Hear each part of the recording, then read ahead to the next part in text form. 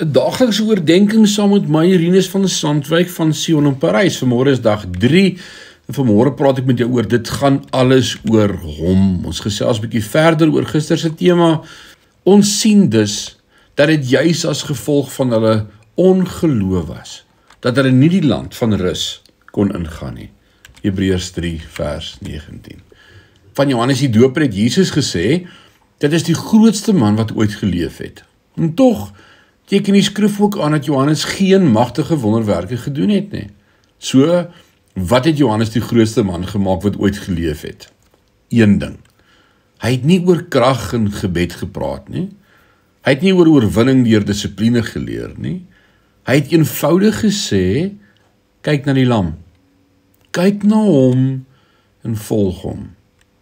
Gelukkig is die dag wanneer 'n vrou die feit begryp dat geestelike lewe niks met haar te doen het nie en alles met God te doen het. Gelukkig is die dag wanneer 'n man uiteindelik besef dat al wat hy te sê het is, ek weet nie hoekom u my verdra nie, maar Here, as u my wil toelaat om in die bediening te wees, as u my gesin wil gee, as u my op tallose maniere wil seën, is dit reg met my. Moenie dat enige iemand jou 'n goederebewys verkoop nie. Die rede waarom ek so suksesvol is omdat ek dag en nag bid. Of, en die rede waarom jy ooit deel van die uitverkorenes sal wees, is omdat jy dit nie doen nie.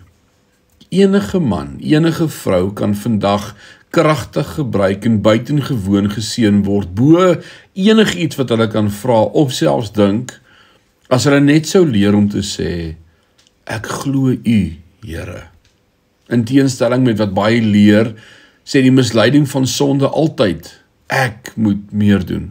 Ek moet groter, sterker, beter wees in my geestelike wandel, sodat ek die reëse voor my kan beveg.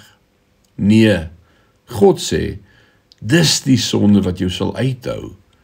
Dit gaan alles oor God se werk vir jou, nie jou werk vir hom nie. Hou jou oë op Jesus, die lam van God.